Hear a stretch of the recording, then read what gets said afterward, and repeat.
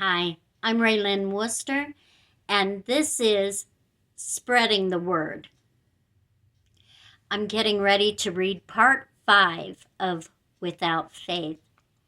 Up to this point, the second run of the processing center is about to get started, and the general has singled out Gloria for a special project, which, unbeknownst to him, is actually a plan of the Holy Spirit, whom Gloria is secretly working for. And in the rest of the nation, the universal basic income has been instituted, and cards are being shut off for every infraction imaginable. What's going to happen next? Well, you're about to find out. We're going to pick up right where we left off. Gloria had just finished replacing corn husks in the latrine pit for the Bible pages she had stashed away in her pants, burning the old maps in their place. Let's see what happens now. Again, it seemed the Lord had paved her way for success as she entered staff billeting and found it empty. She carried a small suitcase into the lavatory, set it on the toilet, and locked the door. Gloria unloaded the Bible pages from her pants into the suitcase and buried them beneath the clothes she'd started packing earlier. She carried the case to her bed where her larger suitcase lay and resumed her packing. She was ready to leave for her 4-day furlough. Carrying her suitcases, Gloria walked to the admin building and knocked on the general's office door. Ah, Gloria. Ready to go home for a few days, I see. Yes, General. I just wanted to report that the papers have all been burned and corn husks are in their place. Very good. And, sir, I'd like to volunteer to make new maps and rule sheets for this next run while I am gone. I have a nice new printer at home, and I thought we should add a rule about the consequences of misusing center-provided materials so we don't have another incident like this last one in the next run. You're volunteering to use some of your time off to create this document? Yes, General. Permission granted, and your ambition has been noted and appreciated. I will swing by security to pick up the old maps and dispose of them. General, I hope you don't mind. I took the liberty of doing that myself. I knew you would see the wisdom in having new rules. Actually, I'm impressed. How have you escaped my attention before now, I wonder? No matter. How are you getting home, Gloria? Walking, General. I only live 4.5 miles away. Give me 5 minutes. I will give you a lift.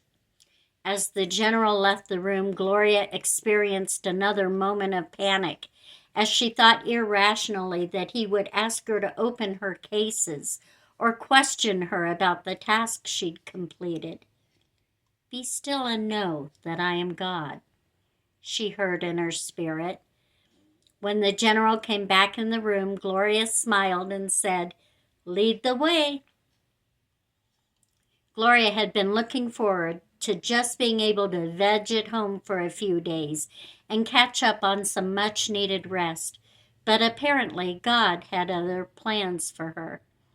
She had to do something with all the Bible pages. She couldn't bear the thought of destroying them, but she couldn't afford to get caught with them either. And she had a map and set of rules to make. She got home, unpacked, then soaked in a nice hot bubble bath with a cup of chamomile tea with fresh mint. Relaxed, but not sleepy, she lit a fire in the fireplace of the luxury condo assigned to government workers in the area. She wrapped herself in her floor-length chenille robe, settled into a papasan chair near the fire, and began to read the purloined papers. They were random sheets in not any particular order, but as she read, she began to get a picture of the God she had pledged herself to. She learned of his love, compassion, and faithfulness. She cried when he wept over Lazarus and cheered when he rose him from the dead. When she read in the book of John that Jesus was the Word made flesh, she had a sudden understanding of Sonia's aversion to using the latrine pit teepee. She bawled like a baby at Christ's crucifixion and leapt from her chair when he was resurrected. Emotionally wrung out, Gloria glanced at the clock on the mantel. 2 a.m. Enough for one night, she decided. The next day, Gloria was up early, but felt as refreshed as if she'd slept 8 hours. She fixed herself a pot of coffee and an omelet and picked up the Bible pages again. Now she read of the Israelites' plight in Egypt and their miraculous trek across the Red Sea. She read Hebrews 11, subtitled The Hall of Faith. It told of ordinary men and women who did extraordinary things through faith in Jesus. She read that without faith it was impossible to please God, and she learned that faith without works was dead. Gloria was getting a crash course in Christianity, and though there were other things she had wanted to do with her time off, felt compelled to pick up the pages and continue reading. It was as if she was ravenously hungry, and the words on these pages were the sustenance she needed. Her third day home, she finished reading every single page. Realizing what a treasure she possessed, she suddenly knew what to do with the stack of papers.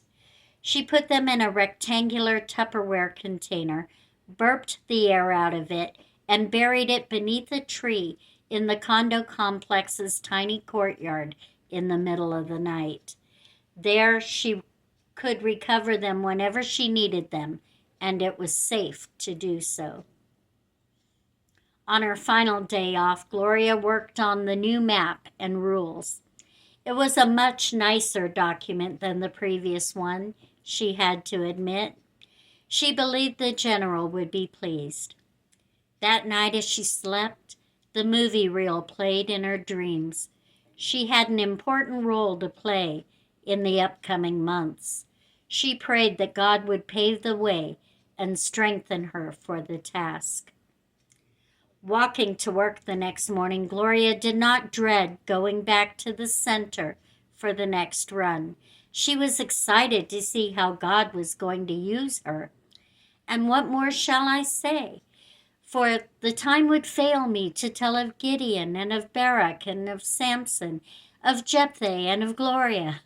No, she didn't belong in that company, but she would be faithful to do all the Lord had shown her, and perhaps make a difference. Beep, beep, beep. The alarm on Gloria's cell phone went off. 4:30 a.m. Time to get up to prepare for the day in commodities. Gloria thought, not for the first time, how thankful she was that staff were allowed to keep their cell phones on their person. After showering and dressing, she placed her phone in her shirt pocket, camera facing out, and said a brief prayer that no one would notice the small blinking light that would betray that she was recording. Before her special assignment by the general, Gloria had walked up and down through the latrine pits, leaning over the posts spaced every so often, presumably checking to see if the sheets were getting low and needing replaced. That night, she had locked herself in the staff billeting lavatory and played back the footage. Yes, it was very clear what was being used as teepee in this place. She would be making further strolls into the pits during this run to catch the pits in use, showing the humiliation the detainees were forced to endure. Gloria had no misconceptions about the danger she was putting herself in to document the goings-on at the center. But God gave her this assignment.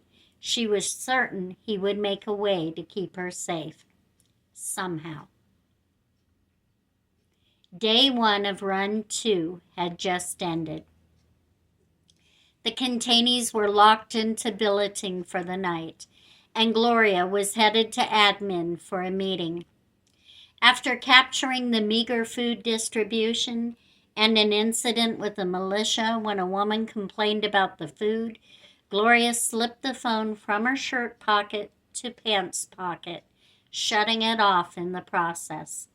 She didn't want to record everything, just the important things. Now she turned it back on and put it back in her shirt pocket. She knew what was being said in this meeting. She definitely wanted to tape this. During the last run, they waited until all the trains had arrived to begin processing. Since they were going more slowly this time, processing fewer people each day, they would be starting sooner, tomorrow. There were a few new staff today. It seemed some that went on furlough didn't come back and were replaced. While Gloria thought that odd, she didn't have time to dwell on it.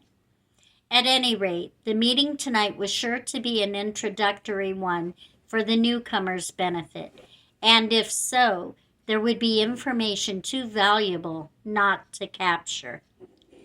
The 50 essential gray and black clad staff gathered around the conference table. Gloria chose a chair at the foot of the table where she could see everything. The general, with his PowerPoint presentation, stood in front of a screen at the head of the table. Day 1 of Run 2. I hope you all enjoyed your time off and were able to get back into the swing of serving our guests who have already arrived. As you know, some things have changed with this run. Those who were here for the last one are already aware of the changes. To the newcomers, everything is new, so there's no need to go over changes now. I will discuss the processing procedure and go over known security risks. Gloria sat up a little taller in her chair and tucked her shirt in a little tighter. To anyone watching, it would appear she was just taking pride in her uniform, her position in the center. She was actually adjusting the view of her phone's camera lens, which had been stealthily recording. She marveled now how she had felt compelled to purchase the latest, most sophisticated camera phone available just before transferring to the center. This one had amazing video capabilities, long-lasting, without a constant need to mess with it, and able to store hundreds of hours of video. She couldn't explain at the time why the burning desire to buy this phone. She, who didn't really care about things and was so frugal with her credits. She smiled a bit inside. Now she understood. God works in mysterious ways. The camera eye was centered directly on the general's face and was taking in the screen behind him. The volume turned as high as it would go as he began to speak. Medical screening will take place in Processing A, while questioning takes place in Processing B. After undergoing both processes, detainees will be assigned a threat condition level. TC1 for sick and elderly over 80 years old. TC2 is for children and teens, which were taken directly from the trains and are being held in the security building until their train is ready to leave again. TC3 for non-believers, those caught in the wrong place at the wrong time or dragged along against their wishes. TC4 for fence sitters, those not sure where their loyalties lie, who waffle between ideals, the wishy-washy. TC5 for the fervent, those of strong convictions who will not be swayed at any cost.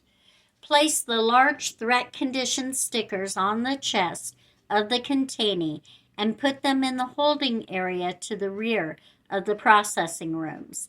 Every 15 minutes, a militia officer will come escort these to their assigned trains for relocation based upon their threat condition. Our goal is to process 1,100 persons per day. And now, a matter of security, he continued, shifting gears. He switched on the PowerPoint presentation, and a woman's image filled the screen behind him. It has come to our attention that there are many already identified as fervents among the containees. These have been encouraging and inciting others into participating in forbidden activities. There are sure to be more coming on later trains, but these are the ones we are aware of now. Keep your eye out for these and alert the militia of any untoward activity immediately. Keeping a neutral expression on her face, Gloria smiled and sighed. Yes, the Lord had shown her that he would again have his people in position to encourage those in the cattle cars. People being who and what they are, couldn't resist talking about it once inside the gates, and militia ears hear everything. This time the militia were ready for such a scenario. The woman on the screen before you is Goldie Price. The next slide is Ken and Courtney Hughes. There were only about 30 this time, but it was still early. When the last slide came up, he said, "Gloria, would you please come up here?" Gloria looked up in surprise. "Me?"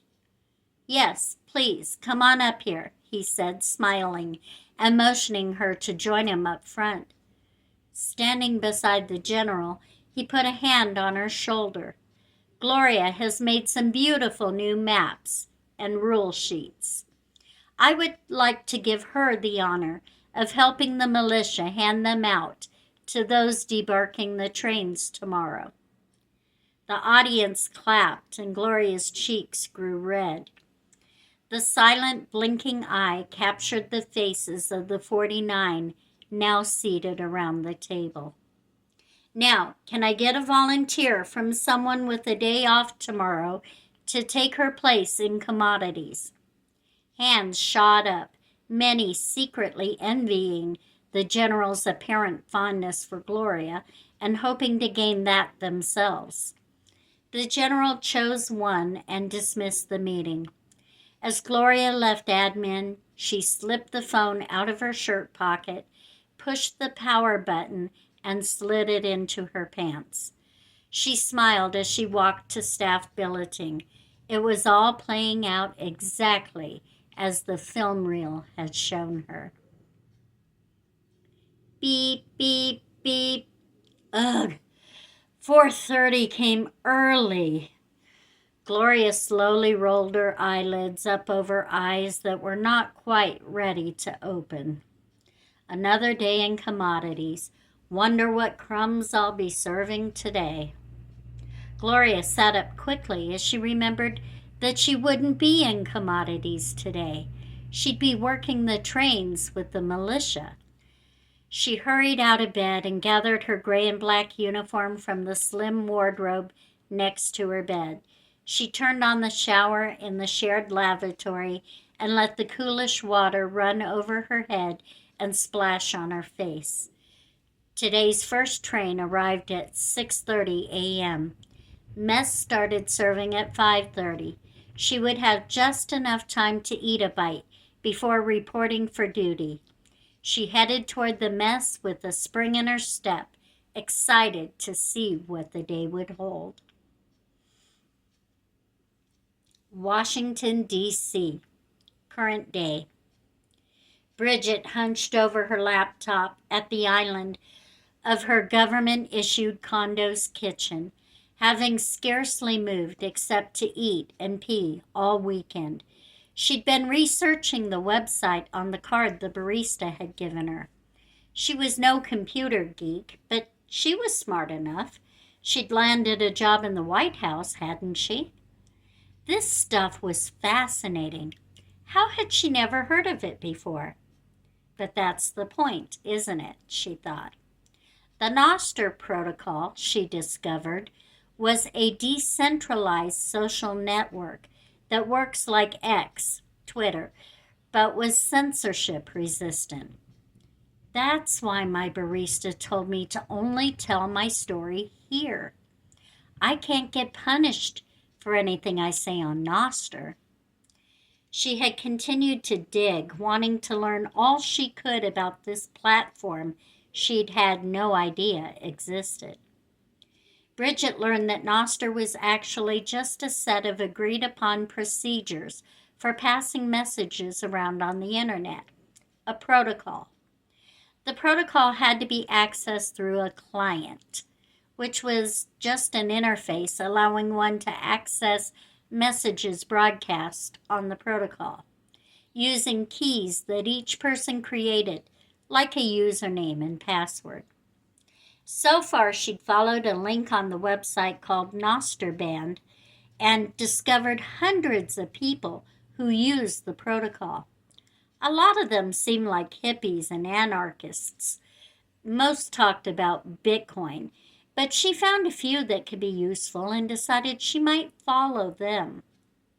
One woman was the founder of the Open Dialogue Foundation, with over 1,000 followers. That sounded right up her alley. Now she was creating an account, choosing a client, and setting up her keys. Soon, she'd be able to share the story of her unjust firing by the people who were supposed to be the epitome of justice in their country. Oh, she knew nothing could be done about it, but she just wanted to be heard, maybe gain a little sympathy for her plight, see if others out there had experienced anything similar. Just then, a little whistle on her computer sounded, alerting an incoming email. She minimized her page and pulled up her email account. It was from the UBI. She had 3 days to vacate her government housing, as she was no longer a government employee. They had graciously, their word, put 2,000 credits back on her card so she could put a down payment on an apartment rental somewhere. Are you kidding me? Well, now she had even more of a story to tell. She maximized her previous screen and continued her enrollment. Across the nation, current day. Phil! Hey, Phil! Trevor hollered, trotting toward the man across the parking lot who was walking briskly toward the rack of bicycles outside the mall. When he was almost upon him, Phil turned around, a surprised look on his face. Oh, hi, Trev. Haven't seen much of you lately, Trevor told his friend, a question in his tone. Been busy, that's all. Phil knelt and fiddled with the lock on his bicycle chain. We should get together sometime and catch up, Trevor suggested. Yeah, okay. Gotta run. See you around. Phil answered, straddling the seat of the bike. He took off without a look back. Marcy and Sylvie had endured 2 freezing nights in the RV. The morning Marcy woke up to find the water lines frozen, she decided enough was enough. She went into the campground office and asked to speak with the manager. A woman in her 40s with short black hair and sparkling green eyes came out of the office, her hand extended. I'm Shirley, the manager here. How can I help you? Marcy shook her hand and introduced herself by name and lot number and asked if she could speak with Shirley in private. Shirley showed her to her office and closed the door behind them. Shirley was torn. She sympathized with Marcy's plight. Her own cousin had escaped an abusive husband. That fear was real, the gun a necessary evil. She couldn't stand the thought of these two freezing to death in her campground. How long until the card is turned back on? Beginning of the month, when new credits are added. Then I can afford the fine, and they'll reinstate the benefits. That's only a week, Shirley sighed, making her decision. Bring your propane tank to the fill station, she told Marcy. I'll give you enough to last until you get more credits. Make sure you pay that fine and get your card going again, understand? Yes, oh, thank you, Marcy gushed.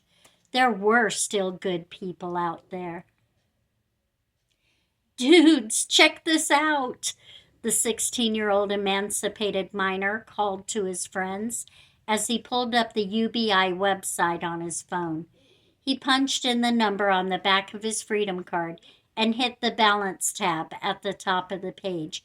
9,360 credits. A week before benefits renew? How did you do that? His best friend asked incredulously. Yeah, that's more than I have, and I work, his best friend's older brother complained. What's your secret? Give me your phones, he answered, holding out his hand. He typed a phone number into each of their contacts and labeled it Militia. Wait, you're a snitch? The older brother asked. What I am is the richest 16-year-old you know, and getting richer by the day, he answered. Well, they couldn't argue with that. I'm sorry. I am so sorry, Sabina cried, sitting on the floor in her bedroom. Her father had been arrested. Her mother, not knowing what else to do, had taken her to get her abortion. Now her mom wouldn't speak to her, barely looked at her. She walked around woodenly, just going through her day, sometimes forgetting to eat. Not only had Sabina hurt her parents in unspeakable ways, but she was afraid she had hurt someone else too. Not hurt, she corrected herself. Killed. At the clinic, Sabina had seen the picketers outside. They'd yelled at her, begged her not to go in.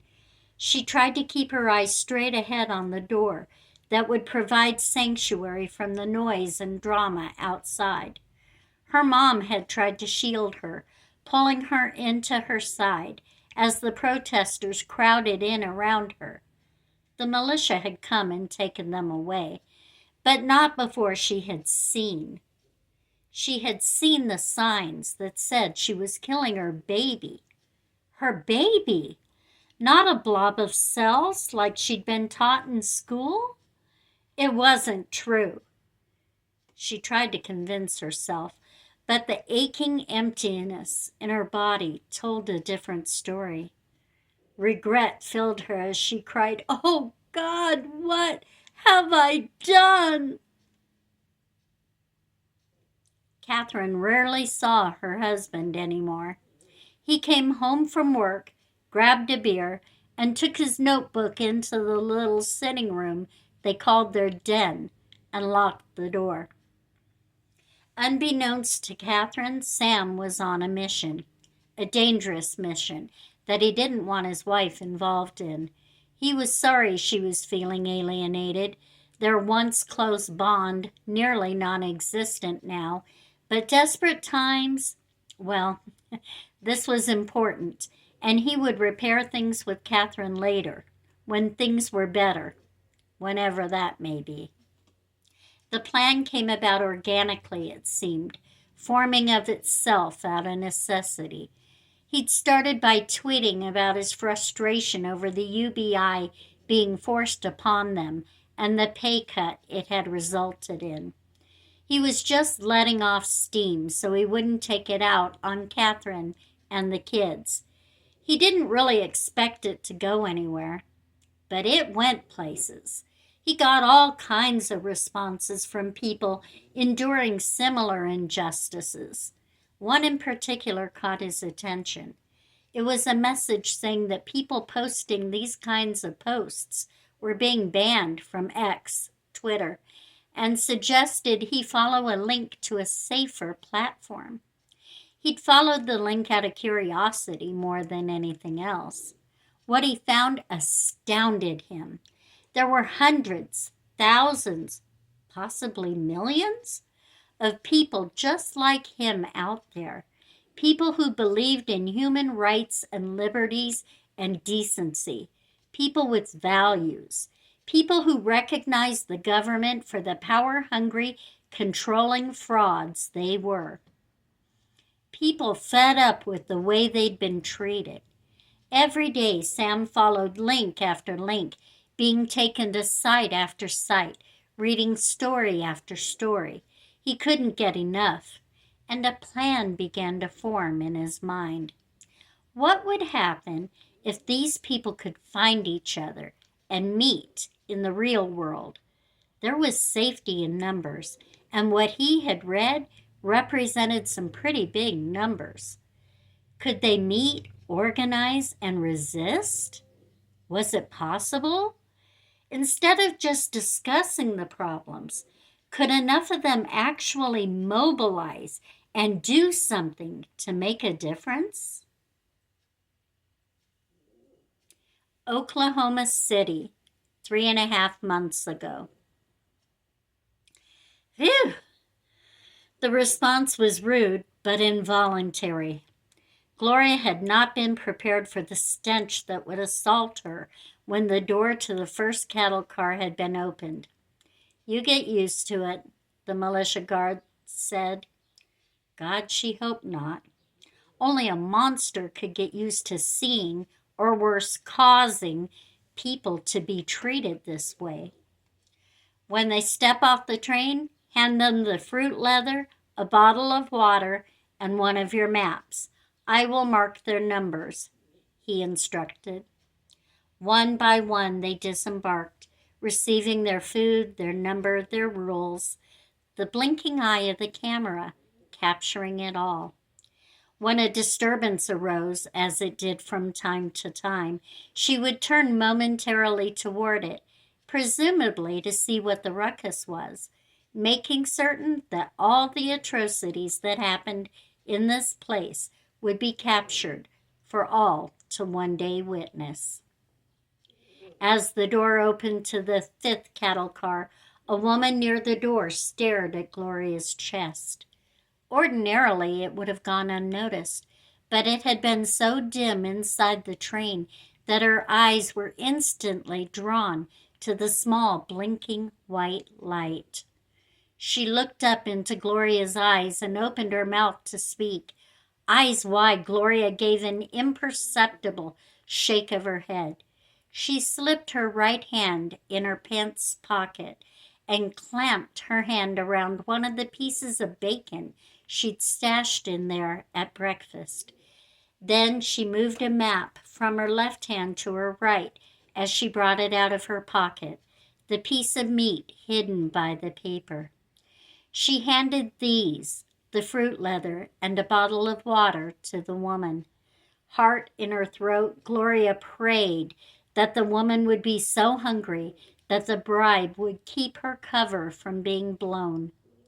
The woman felt the firmness under the paper and knew the redhead in the gray shirt had handed her something.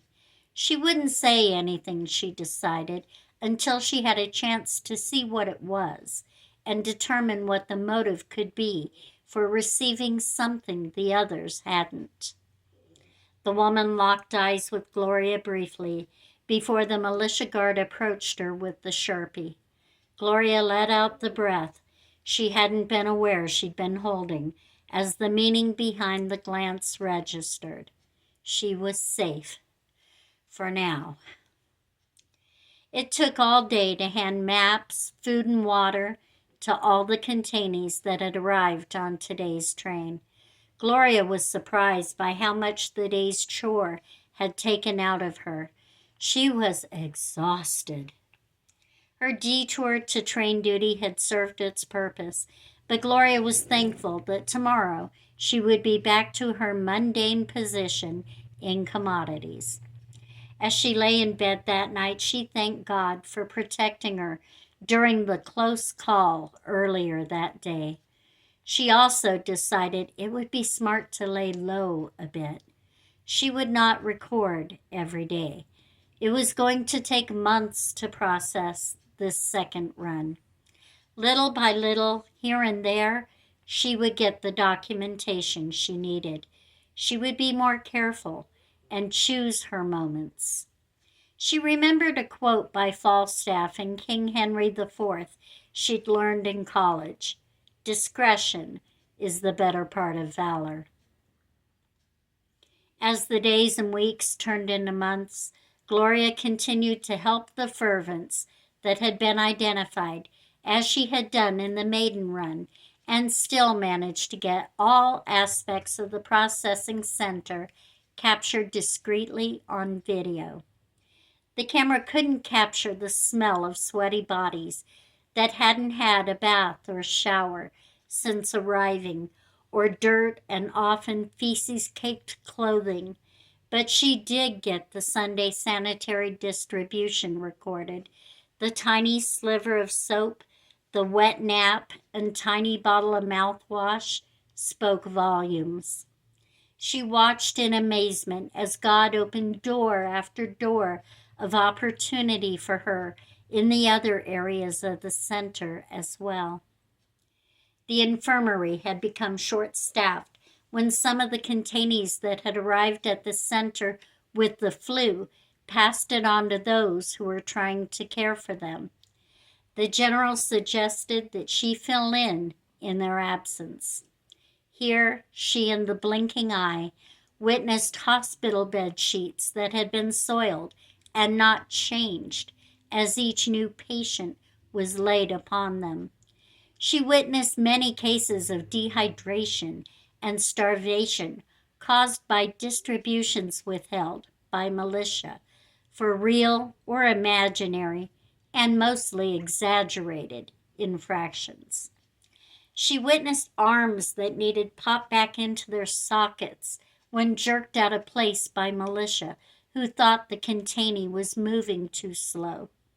Blackened eyes for defiant looks, swollen lips and jaws for blessing the scraps of food they were given to eat.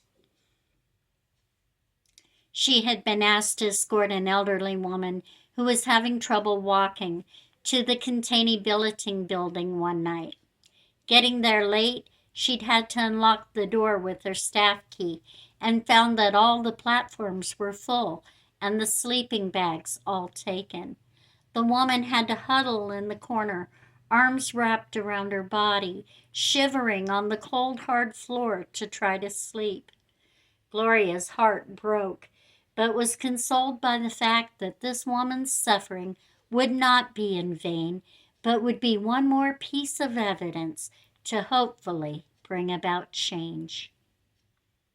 Besides the substandard, and that was being very generous, treatment of the containees, Gloria taped the excesses and comforts given the staff for comparison. The beds with comforters and private lavatories with showers in the staff billeting, the 3 hot meals a day provided in mess, and the plates of food scraped into the trash because the staff had taken more than they could eat, while the containees subsisted on 1 piece of fruit or a few crackers a day. Before she knew it, the last day of processing had come and gone. The last of the trains loaded, and the final staff meeting was taking place in admin. Gloria settled her phone in her shirt pocket. This was an important one. This meeting would be the summary. The staff would be told how many had been processed, the breakdown of threat condition levels, and where the trains were headed. She arrived a few minutes early so she could get a seat with the best view. No sooner had she lowered herself into the chair than she felt a hand on her shoulder. "Hello, Gloria. I was wondering if you would meet with me at the conclusion of the meeting." "Of course, General. It would be my pleasure," she answered with a smile. Inside, she was shaking. Had he seen the phone light blinking? Had someone ratted her out? One of the fervents she'd abetted? The lady to whom she'd given the bacon? "Peace, be still," the still small voice inside said. She released the breath she'd been holding and forced her shoulders to relax. The meeting was beginning. "Another successful run," the general stated as he called the meeting to order. "It couldn't have happened without you, our loyal staff. Give yourselves a round of applause." He waited a moment for the clapping to subside, then continued. "We were able to process just over 1,100 containees each day, completing 100,000 today after 90 days of processing. Tomorrow morning, the last of the trains will depart. The trains marked TC1 will be taking the 6,921 sick and elderly to Camp Barkley, just outside Abilene, Texas, where they will be treated, or, if they are over 80, will live until they die of natural causes. Camp Barkley houses our medical facilities and the largest cemetery in New America. Those who recover will be reevaluated and shipped to whatever camps are deemed appropriate based on their new threat condition levels. The trains marked TC2 will take the 1,837 children and teens rounded up in this run to Fort Hays in Columbus, Ohio. From 2007 to 2009, this property was used for the Columbus school districts as an education center. Here, the children and teens who are still young enough to be molded and retaught to think properly will be indoctrinated with the ideology and values the government holds. We have appropriate housing, classrooms, and staff ready to go when the trains arrive. The trains marked TC3 will be transporting the non-believers to Fort Benjamin Harrison, northeast of Indianapolis, Indiana, for new staff training. We found 7,008 this run who have shown loyalty to our cause and were basically rounded up unintentionally. These will become part of our team. Those with former military background will be trained as militia. The others trained to occupy positions such as your own at upcoming processing centers or at the other detention camps around the country. The trains marked TC4 are bound for Camp Savage, located just outside Eden Prairie, Minnesota. This World War II military intelligence installation will be used to persuade the fence sitters to our way of thinking, using any means necessary. Those who are successfully persuaded will be reassigned to Fort Benjamin Harrison. Those who will not will join the fervents, and those who don't survive the process will be shipped to Camp Barkley. We had 41,269 fence sitters this run. That's almost double the last run. This is proof that our campaigns and methods are working. Dissidents are becoming less confident in their reasons for their treachery.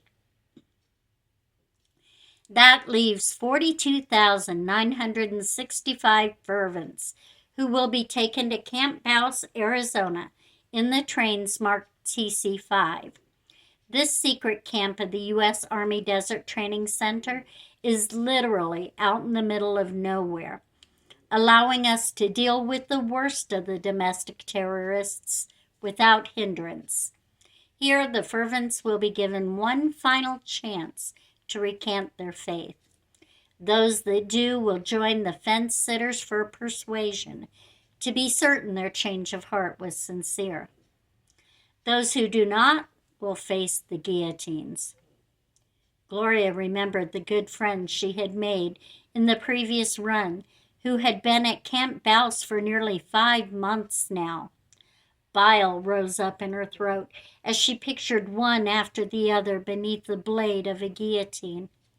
She hastily pushed away from the table and made her way to the lavatory as the general finished up his closing remarks and dismissed the meeting. In the privacy of the lav, Gloria splashed water on her face and sat on the edge of the closed toilet with her head between her knees. Feeling a little less dizzy, she slowly sat up, removed the phone from her shirt pocket, moved a toggle button from video to audio only, and put it in her pants pocket. She hoped the cloth of her pants wouldn't muffle the sound too much, but if she'd been found out and disappeared without a trace, she wanted there to be some evidence to find, some explanation of what had happened to her.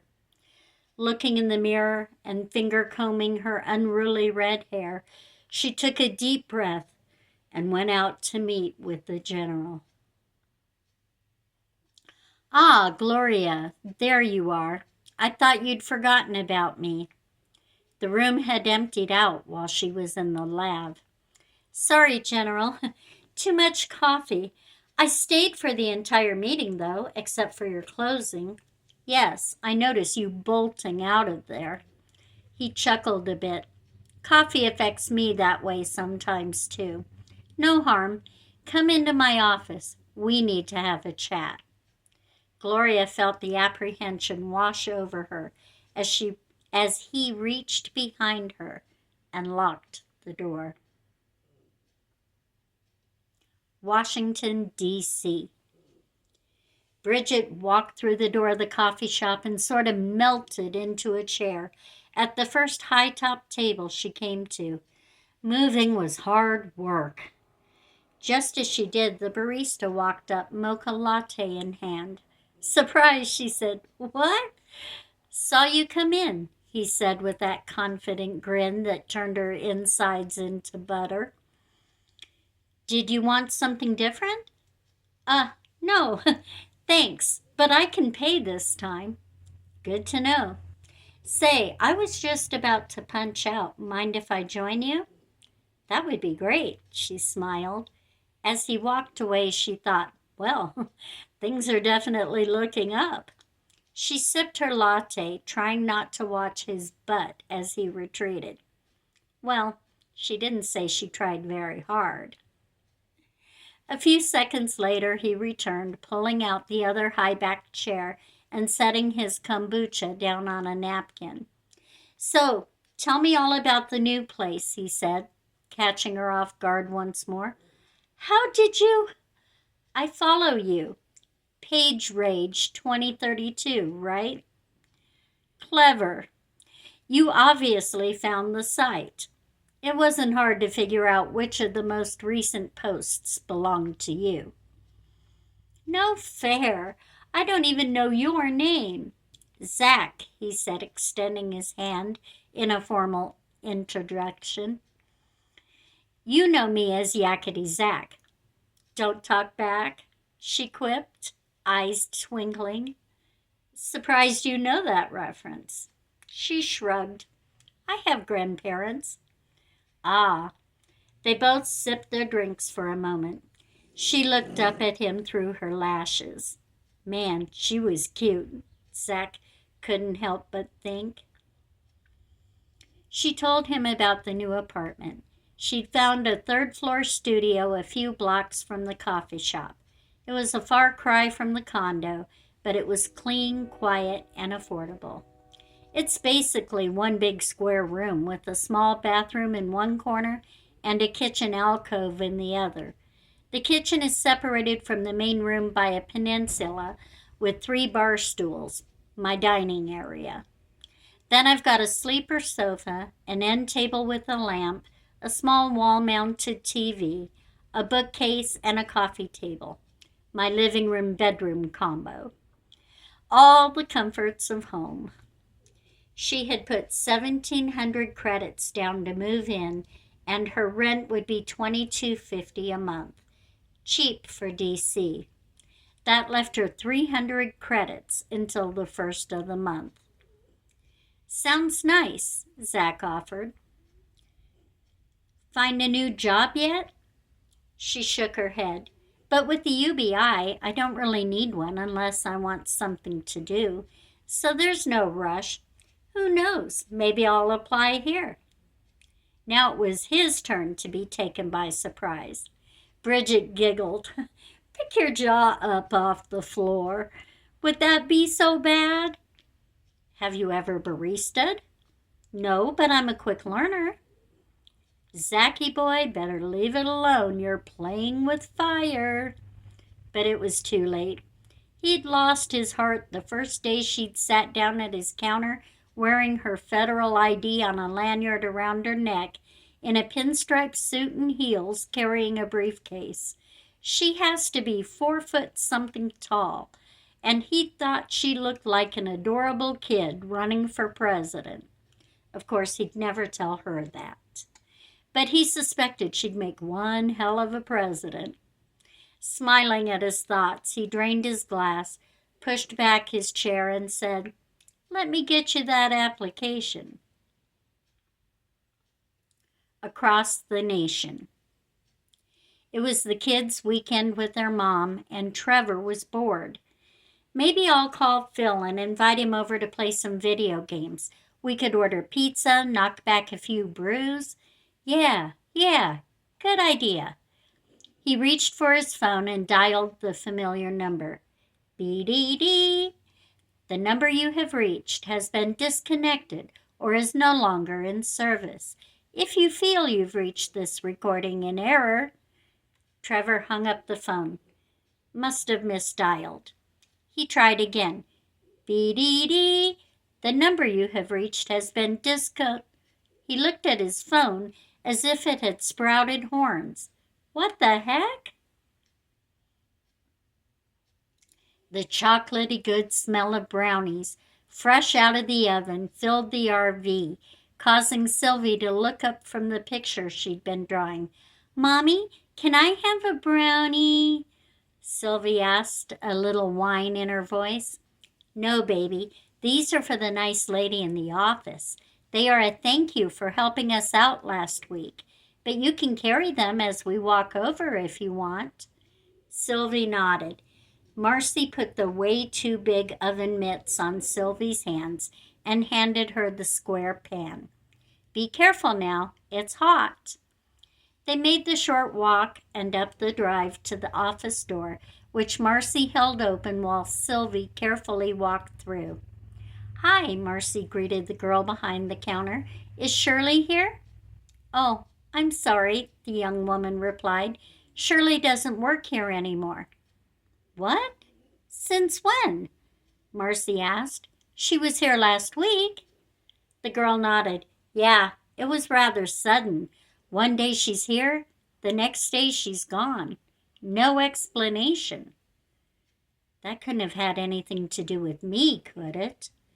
The thought entered her mind before she could shake it away. "Thanks," Marcy said, taking the brownies from Sylvie and steering her toward the door. Back in the RV, Marcy's email chimed. She set the pan of brownies on the counter and pulled up the email on her phone. It was from the UBI. They would be happy to put this month's credits on her card if she was willing to turn in her pistol. Press 1 to accept, 2 to decline. There was really no choice now, was there? "Mommy, now can I have a brownie?" "Yeah, might as well," Marcy responded. She cut one square out and put it on a napkin for Sylvie. then got a spoon and began to eat the rest of the brownies right out of the pan as she resignedly pushed the number 1 on her phone. Disgusting! And right out here in public, too. Children play in this park, the old woman complained, a sour look on her face as she walked past the 2 men kissing on the park bench. Grandma, you can't say that, the younger woman holding her arm admonished. Someone might hear you. The teenager parted the hedges behind the bench and snapped the old woman's picture. Keep up the good job, guys, he whispered to the 2 men he'd hired for the day. As he texted the photo to the militia he had on speed dial, he thought, another one bites the dust. Cha-ching! Sabina cried until she was all cried out. She felt empty and dirty inside, all at the same time. She sat thinking for a moment, trying to remember the last time she actually felt good. A picture flashed in her mind. A couple of years ago, before it had been outlawed, Sabina stood in front of her Sunday school class, quoting a scripture. She remembered it still, and now spoke the verse out loud. For God so loved the world, that he gave his only begotten Son, that whosoever believeth in him should not perish, but have everlasting life. John 3:16. How simple everything seemed back then. She'd been a different person. What she would give to be that person again. Her mind brought back another scripture she had learned. Come unto me, all ye that labor and are heavy laden, and I will give you rest. Rest. That sounded good. She was so tired. Tired of crying. Tired of hurting. Tired of being herself. Just plain tired. God, can I come unto you? Sabina cried from the depths of her soul. I have done so many bad things. I had sex. I got pregnant. I killed my baby. She broke into sobs. It was minutes before she could continue. I got my dad arrested. I don't know if he's ever coming back. And my mom is like a zombie. She doesn't even eat. I don't know what to do. Please forgive me. Please change me. Let me be the girl I used to be, the girl who loved you. Jesus, I ask you into my heart. She sobbed some more, but this time, when she wiped her eyes dry, something was different. She felt a warmth where the cold, empty feeling had been. She didn't feel dirty. She felt lighter and clean. Sabina went into the living room where her mom sat in her tattered robe and bedroom slippers, eyes staring vacantly at some infomercial on TV. She went behind her mom and slipped her arms around her neck. I love you, Mom, she whispered in her ear. I'm going to be good from now on. You'll see. I'm so sorry. You don't have to forgive me because I know I destroyed everything. But Jesus forgave me, so I'm okay. She walked into the kitchen, took a can of soup from the pantry, poured it into a bowl, and popped it into the microwave. 2 minutes later, she took the steaming bowl into the living room and lifted a spoon to her mother's lips, encouraging her to eat. Her mom turned her head, looked Sabina in the eyes, and started to cry. Then she grabbed her daughter and held on like she would never let go. She would eat the soup later. "You did what?" Catherine yelled at her husband, thankful the boys were in school and not here to witness what was sure to be a fight to end all fights. "Come on, Kath, it's not that big a deal." "Quitting your job is not that big a deal?" "Not really," he tried to explain. "With the UBI, each household gets the same benefit whether they work or not. I can take advantage of their corrupt system and use it for some good." He approached his wife and gently placed his hands on her face. "I'm doing something important, honey. Something that is going to take more time than the few hours in the den after work every night." "What are you doing, Sam?" she asked, her voice expressing the anguish he also saw in her eyes. "Tell me. I want to understand. Please don't shut me out." "It could be dangerous for you to know. I want to leave you and the kids out of it. Please, please, just trust me," he begged. She did trust him, Catherine realized, and she loved him so much. She nodded, placing her forehead against his. "Okay, I'll support you, and I won't pry. But promise me whatever you're doing, you'll do it out here with us, and not locked away alone in the den." "You got it." It sounded like a good compromise to him. "Then let's kiss and make up." The boys still wouldn't be home for another hour. So that concludes our reading of part 5 of Without Faith. I hope you're enjoying the story. If you are, please don't forget to like and subscribe and tell all your friends to join the story with you. They're going to want to experience it just like you are. And I'm confident that enough people watch it, like it, subscribe, the listenership will build, and one day this story will be made into that movie that will reach everyone out there. In this way, you can help to spread the word. Join us next time for part 6. You won't want to miss what's going to happen next. God bless.